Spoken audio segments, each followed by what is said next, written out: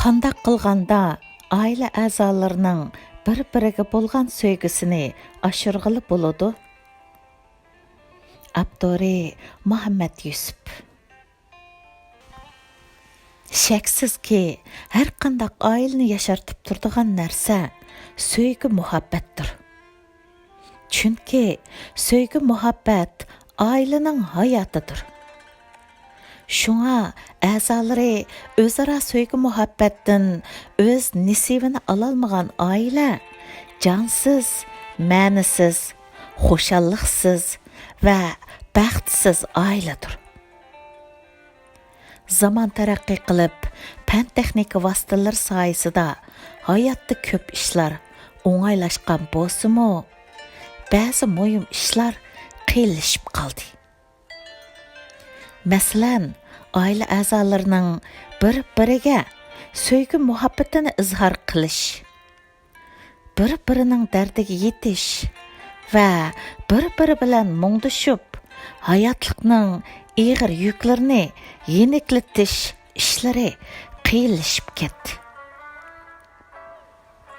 Kichik vaqtimizda bo'sh vaqtlarimizni oiladagilar bilan, xususan qarindoshlar bilan birga bo'lib xushal o'tkazatdik. Bir-birimizdan ayrila olmaydik. Xushalligimizni birga o'yin o'ynash yoki muhabbatlashishdan topatdik.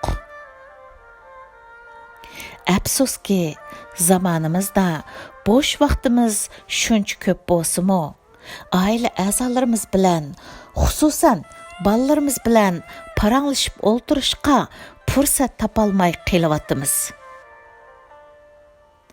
Bolalarning biz bilan o'ltirishga vaqti yo'q va hojatimi yo'q. Chunki oilada hamma kishining qo'lida birdan yonfon bo'lganlikdan har kim o'zining ehtiyojidan o'zi chiqadigan, ko'nglini shuning bilan xushal qiladigan, oila a'zolariga hojati tushmaydigan bo'lib qolmoqda. Har kimning eng yaqin sirdoshi va hammadan burun qo'lga oladigan narsasi yonfon bo'lganlikdan bolalar ota-onasi bilan, ota-onalar bolalar bilan, hatto ayollar bir-biri bilan kor bo'lmaydi.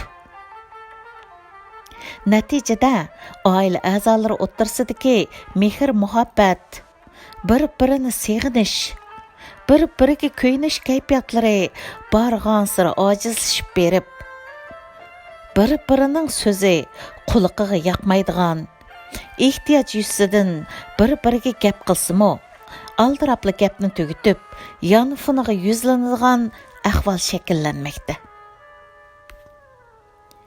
Kichik vaqtimizda uyimiz tor, ammo ko'nglimiz bakmi keng edi. Akufkalar hammamiz bir ig'izliq tor uyda xushal-xuram va nihoyatda huzurliq yotatdik. Zamonimizda uyimiz keng, ammo ko'nglimiz tor bo'lib ketdi. Ikki qarindosh bir uyga sig'maydi. Chunki ular chiqish olmaydi. Shunga har kimning eng yaxshi sirdoshi va do'sti yonfon, internet va kompyuter bo'lib qoldi. Balalarning har biri yolg'iz xonada yetishni xohlaydi va yeniga hech kim kirmasa deydi. Hatto balalar bir uyda turib, bir-biri bilan ko'rishmoqchi bo'lsa, uchur yezishadigan darajaga yetdi.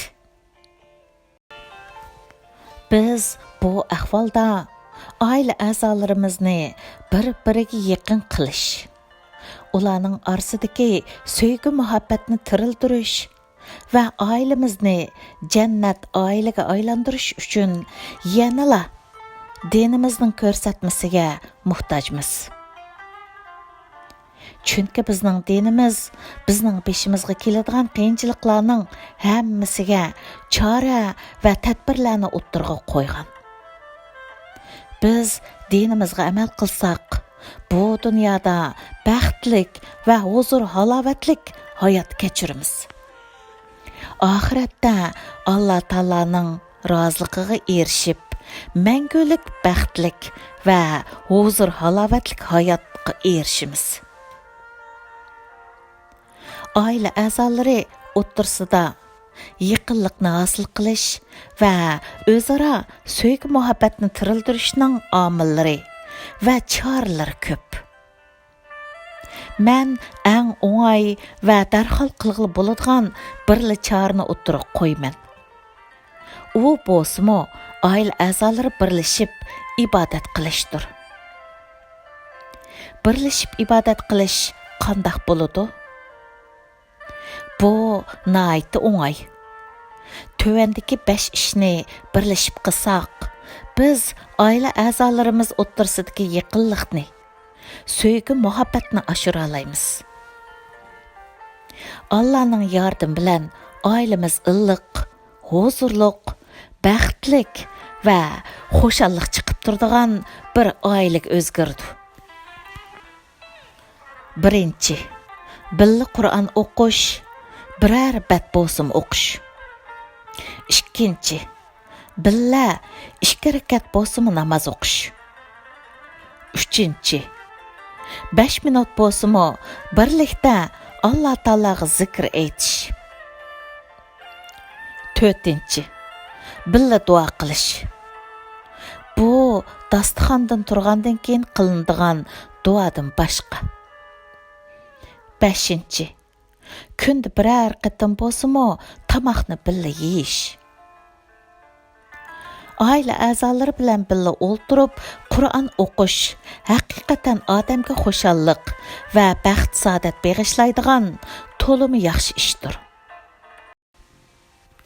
Ailening texi Qur'on o'qishni o'rganib bo'lolmagan kichiklarni chaqirib kelib, Qur'on o'qishga ishtirok qildirish butun oila a'zolari uchun katta xushalliq elib keladi. Oila a'zolarini bir-biriga yaqin qiladi. Ularning o'zaro muhabbatini oshirdi. Kunda 2 rakat bo'lsa-mu, uydagilar bilan mumkin bo'lmaganda ayol ikkaylan 2 rakat bo'lsa-mu birga namoz o'qishdan keladigan saodatni va illiqlikni tasvirlab bo'lish qiyin. Kunda bir qancha minut bo'lsa-mu, hamma birlikda Alloh taolani yod etish, tasbih aytish yoki Allohni ulug'lash oila a'zolarining qalbida xushalliqni va mehr muhabbatni oshirdi. Taomlanib dasturxondan turish oldida duo qilishdan boshqa munosib bir vaqtda hamma qo'limizni egiz ko'tarib, qibliga qarab turib, birlikda Alloh taolaga duo qilganimizda qalbimiz go'zal hislarga to'lgan bo'ladi. Qalbimiz yumshab, bir-birimizga bo'lgan sevgi muhabbatimiz kuchlanadi. İmkoniyat bo'lsa, kundalik taomlanishni oila a'zolari bilan birga qilish. Hech bo'lmaganda kunda bir vaqt tomoqni bo'lsa-mu, hamma birlikda yeyish oila a'zolari o'ttirsidagi yaqinlikni kuchaytiradi. Sevgi muhabbatni ovutadi. Buningdan boshqa dasturxonda oila a'zolari ozroq bo'lsa-mu mungdishish fursatiga erishadi. Natijada maslahatlashadigan ishlar bo'lsa, maslahatlashadi. Birarsining qiyinchiligi bo'lsa, birga hal qilishga tirishadi. Qadrlik o'qirman. Yuqorida aytganlarim o'zim tajriba qilib, foydasini ko'rgan ishlardir. Sizlarning tajriba qilib ko'rishinglarni o'tinaman. Agar shunday qilsanglar, cho'qim xushal bo'lib qolsizlar. Alloh taolo hammamizning oilasini jannat oilalardan qilg'ay. Amin. Tugidi. 2019 yil 29 avgust